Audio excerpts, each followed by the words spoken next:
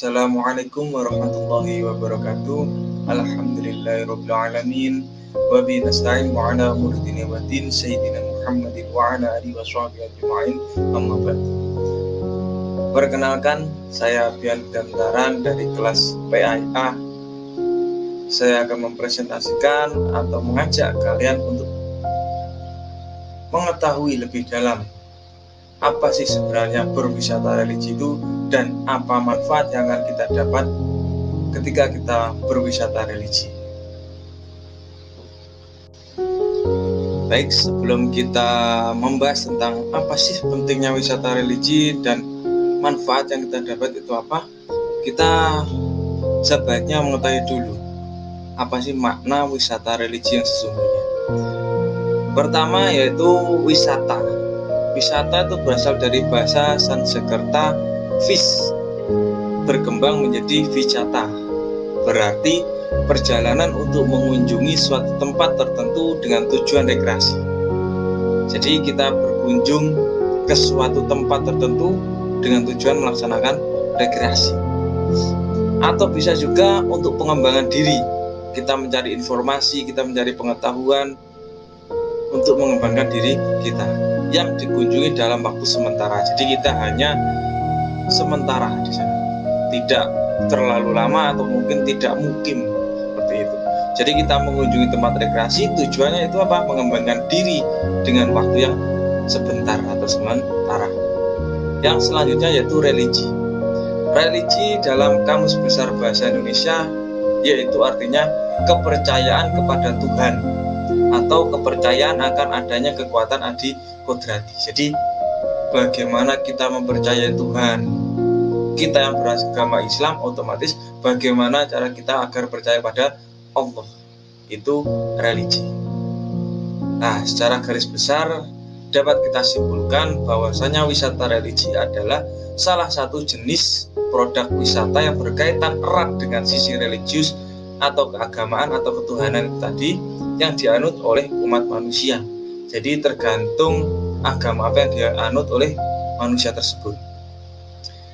Wisata religi sebenarnya tidak hanya dilaksanakan oleh umat Islam, tetapi agama-agama yang lain, Kristen, Katolik dan sebagainya juga bisa disebut sebagai wisata religi. Ketika misalkan mereka berkunjung ke gereja, berkunjung ke kelenteng dan sebagainya. Kita sebagai umat Islam melaksanakan wisata religi, berkunjung ke masjid yang unik mungkin, atau mungkin ke makam-makam para kiai, ke makam para syekh, ke makam para sunan, mungkin bisa juga ke candi, seperti itu. Atau juga wisata religi juga bisa dimaknai sebagai kegiatan wisata ke tempat yang memiliki makna khusus bagi umat beragama. Jadi tergantung kita berangkat atau berwisata religi itu niat kita apa. Contoh saja ke Masjid Agung suatu daerah, kalau di Kediri mungkin Masjid Agung Kediri. Nah, kita bisa saja kita wisata religi ke sana. Tujuannya apa? Mencari informasi latar belakang masjidnya berdiri apa, atau mungkin ke makam sunan-sunan. Kita ke sunan tidak hanya memanjatkan doa, tapi kita juga melihat cerita-cerita sejarahnya sunan, bagaimana info-info yang kita dapat itu kita serap untuk mengembangkan diri, seperti itu. Jadi wisata religi itu biasanya juga tidak hanya di makam-makam, tapi juga beberapa tempat ibadah yang memiliki kelebihan. Contoh seperti halnya kita lihat dari sisi sejarah. Nah, jadi masjid di Ampel salah satunya itu kita bisa melihat dari sisi sejarahnya, atau mungkin adanya mitos dan legenda mengenai tempat tersebut. Jadi itu kita tujuan sebenarnya dari wisata religi adalah mengambil informasi ataupun keunikan dan keunggulan arsitektur bangunannya. Nih, candi-candi kita lihat dari bangunan Candi Borobudur misalkan. Nah, karena keunggulan dan keunikan bentuk bangunannya, akhirnya kita melaksanakan wisata religi ke sana. Yaitu untuk apa? Itu tadi melihat keunikan dari suatu bangunan atau arsitektur bangunannya. Tetapi terkadang wisata religi ini banyak dihubungkan dengan atau dikaitkan dengan niat dan tujuan sang wisatawan itu.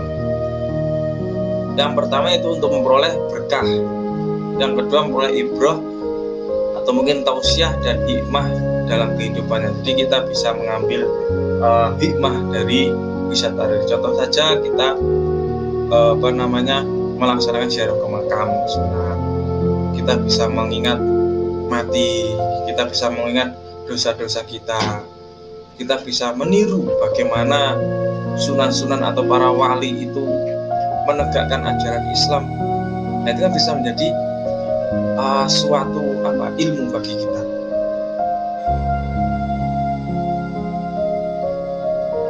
Objek wisata religi itu memiliki cakupan yang sangat luas, meliputi setiap tempat yang bisa menggairahkan cita rasa religiusitas. Jadi seperti yang saya sampaikan tadi, tidak hanya di makam-makam, tetapi juga bisa mungkin ada tempat petilasan seperti itu, bisa atau tempat bertapanya para kiai-kiai zaman dulu, terkadang di bawah pohon dan sebagainya, atau mungkin monumen-monumen tertentu. Nah, itu bisa, kalau kita berkunjung ke sana, bisa dikatakan sebagai wisata religi. Yang tujuannya apa? Yaitu memperdalam rasa spiritual agar kita kembali ingat kepada Allah atau Yang Maha Kuasa. Karena wisata religi, kita mendapatkan ibroh atau ada ibroh dan hikmah yang didapat dari kunjungan wisata religi kita. Misalnya seperti membuat yang bersangkutan itu lebih dekat kepada Allah. Jadi kita lebih mengingat Allah ketika kita melaksanakan wisata religi. Atau mungkin ketika ziarah kubur kita ingat mati, seperti itu. Atau takut akan sisa kubur dan sisa neraka. Intinya adalah mengingatkan kita hidup di dunianya sementara, kita melaksanakan wisata religi adalah untuk kembali mengingat kepada Allah, seperti itu.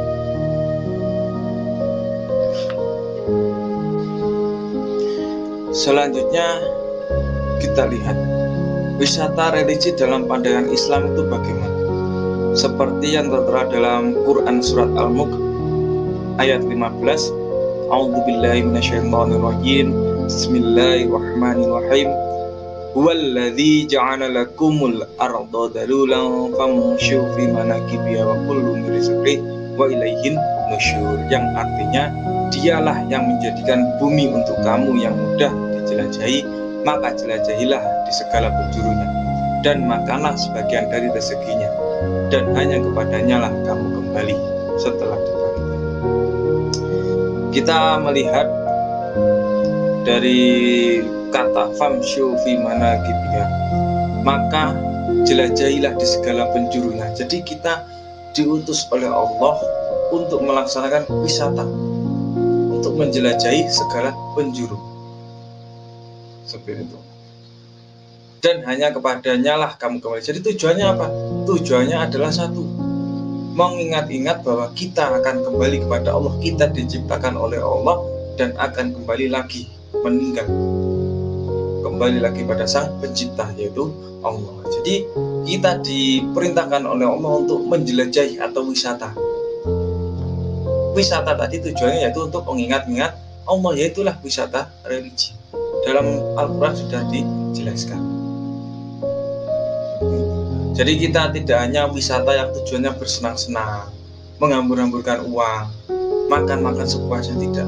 Jadi kita wisata religi adalah kembali lagi kita di dunia diperintahkan oleh Allah untuk selalu ibadah, selalu menjalankan perintah Allah.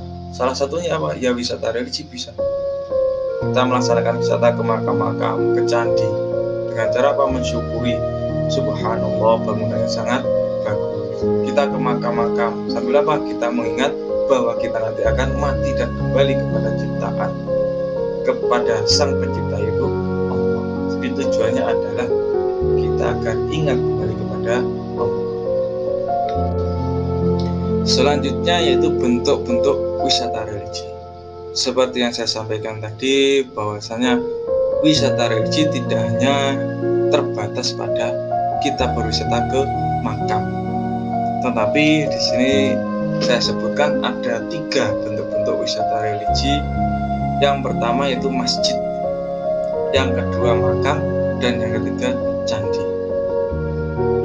Untuk yang pertama yaitu masjid. Masjid sebagai pusat keagamaan di mana masjid digunakan untuk beribadah, sholat, i'tikaf, adzan, dan iqamah atau segala perbuatan-perbuatan baik yang dilaksanakan oleh umat Islam itu bertempat di masjid. Masjid biasanya digunakan untuk tempat wisata religi.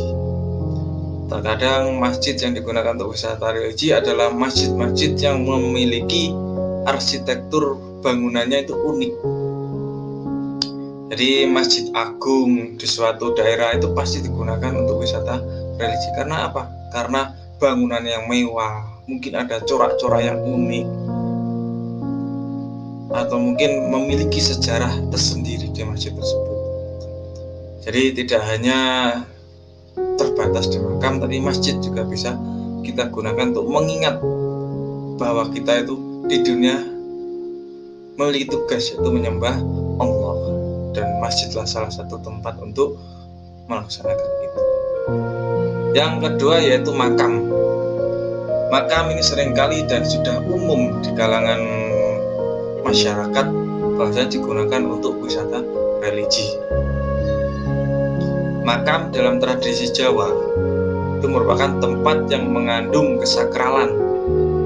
Makam dalam bahasa Jawa merupakan penyebutan yang lebih tinggi atau lebih hormat, yaitu bisa disebut sebagai pesarean misalnya. Sebuah kata benda yang berasal dari kata sari atau tidur. Jadi tempat untuk tidur atau tempat tidurnya orang meninggal. Dalam pandangan orang-orang Jawa, makam merupakan tempat peristirahatan. Jadi tempat di mana manusia yang nantinya akan beristirahat, yaitu di makam. Salah satu contoh yang paling umum dan sering kita kunjungi bahkan mungkin yaitu makamnya para wali songo, yaitu makam-makam sunan-sunan. Dan perlu saya tekankan kembali, kita melaksanakan wisata religi ke makam itu bukan berarti kita meminta sesuatu kepada makam atau berdoa kepada makam, tetapi kita meminta, tetap kita mengingat Allah, kita meminta kepada Allah, tetapi melalui perantara para wali. Jadi kita mendoakan para wali agar para wali pun juga mendoakan kita kepada Allah, seperti itu. Bukan berarti kita ziarah ke makam kita meminta kepada para wali agar diberi kekayaan, diberi kepintaran, tidak, tetapi kita tetap meminta kepada Allah, tetapi melalui perantara para wali yang merupakan lebih dekat kepada Allah.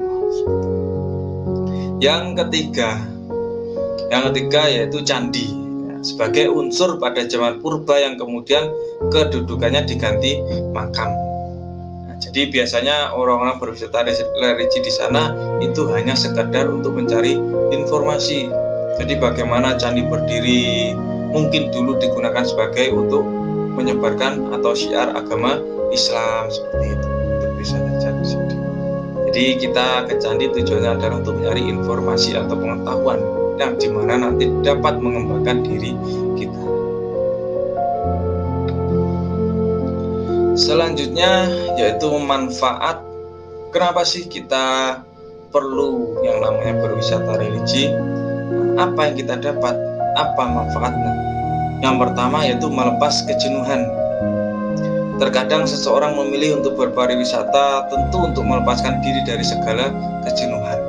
Lebih-lebih kita melaksanakan wisata religi yang tujuannya tadi pertama yaitu agar kita ingat kepada Allah, bahwa kita diciptakan oleh Allah akan kembali kepada Allah, sehingga bisa melepas penat-penat di kepala kita atau melepas kejenuhan. Yang kedua yaitu menghilangkan beban pikiran dan stres. Setelah kita bekerja setiap hari, kita memiliki pikiran yang stres, dengan cara wisata religi kita akan merasakan hati kita tentram. Kita kembali mengingat kepada Allah, kita kembali menjernihkan pikiran kita kembali berdoa kepada Allah, sehingga hati kita akan merasa tenang. Yang ketiga itu menyegarkan dahaga spiritual. Jadi di mana kita yang setiap hari disibukkan dengan pekerjaan, tidak jarang sekali berdoa, dengan wisata religi akhirnya kita kembali berdoa dengan serius, yang terlepas dari pekerjaan, sehingga akan membuat hati kita tentram. Yang keempat yaitu mengingatkan manusia pada akhirat. Ini manfaat yang paling penting adalah agar kita ingat akhirat. Kenapa? Karena kita nantinya akan meninggal dan kita akan dihidupkan kekal di akhirat. Ketika kita tidak mengingat akhirat, otomatis kita akan celaka karena kita akan berakhir nanti di akhirat kekal. Yang selanjutnya itu lebih dekat kepada Sang Pencipta. Ini jelas, kita melaksanakan wisata religi tujuannya adalah mendapat ridho Allah. Selanjutnya itu menambah wawasan. Seperti yang saya sampaikan tadi, kita berwisata ke masjid-masjid yang memiliki bentuk-bentuk unik, atau mungkin bahan-bahan dari masjid tersebut arsitekturnya unik. Tujuannya apa ya? Kita agar menambah wawasan kita bertambah. Kita berwisata ke candi, kita tahu sejarahnya bagaimana, mungkin digunakan untuk Wali Songo, atau mungkin petilasan-petilasan, agar kita mengetahui sejarah tersebut dan akhirnya kita menambah wawasan kita. Selanjutnya yaitu meningkatkan kualitas pribadi. Hal yang perlu diperhatikan ketika kita melaksanakan wisata religi, yang pertama yaitu luruskan niat. Kita melaksanakan wisata religi ziarah wali. Apa niat kita sebenarnya untuk ziarah wali? Kembali kepada manusianya masing-masing. Kalau ziarah wali kita niatkan untuk belanja, kita membeli misalkan makanan-makanan yang hanya ada di tempat para makam para wali, itu akan akan berbeda dengan orang yang meniatkan wisata religi untuk mendekatkan diri kepada Allah. Jadi ini perlu kita luruskan. Kita melaksanakan ziarah wali, ziarah ke makam-makam Sunan, itu kita tujuannya untuk mendapatkan ridho Allah dan kembali mengingat-ingat Allah, serta kita untuk mengingat apa dosa yang kita lakukan sehingga kita bisa bertobat. Yang kedua itu jagalah kebersihan dan sikap. Ini penting. Kenapa? Karena biasanya di tempat-tempat makam atau mungkin masjid itu dianggap sebagai tempat yang sakral. Jadi kita tidak boleh membuang sampah sembarangan. Kita juga menjaga sikap, tidak boleh mencoret-coret sembarangan. Jadi kita tetap harus mematuhi aturan di sana, menjaga kebersihan. Jika melihat sampah, masukkanlah ke tempat sampah. Jika kita memiliki sampah, kita simpan dulu sampai kita menemukan tempat sampah. Jadi jangan sampai kita membuat kotor lingkungan wisata tersebut. Yang ketiga yaitu patuhi aturan yang berlaku. Pasti di setiap tempat wisata itu memiliki aturan yang sudah terpampang di depan, yaitu kita wajib untuk mematuhi. Tujuan yang pertama apa? Yaitu agar situasi kondusif. Ketika ada orang yang tidak mematuhi peraturan, pasti akan membuat gaduh atau mungkin merusak tempat wisata tersebut. Dan kita juga harus mematuhi instruksi dari para penjaga di sana. Yang selanjutnya itu mencari informasi atau pengetahuan. Kita berangkat ke masjid agung, masjid yang unik, tapi kita tidak mendapatkan informasi apapun. Nah, itu kita rugi. Jadi kalau bisa kita ziarah wali atau wisata religi, itu kita mencari informasi atau pengetahuan yang sekiranya bisa menambahkan wawasan atau mengembangkan diri kita. Baiklah, mungkin itu yang bisa saya sampaikan. Jadi ayolah, mari kita berwisata religi. Sering-seringlah kita melaksanakan wisata religi yang dimana manfaatnya sangat banyak. Yang tadi kita bisa merasa tentram, pikiran kita jadi bersih, hati kita tentram, nyaman. Manfaat yang banyak itu kita dapatkan ketika kita melaksanakan wisata religi. Mungkin cukup sekian, terima kasih. Mohon maaf yang sebesar-besarnya. Wassalamualaikum warahmatullahi wabarakatuh.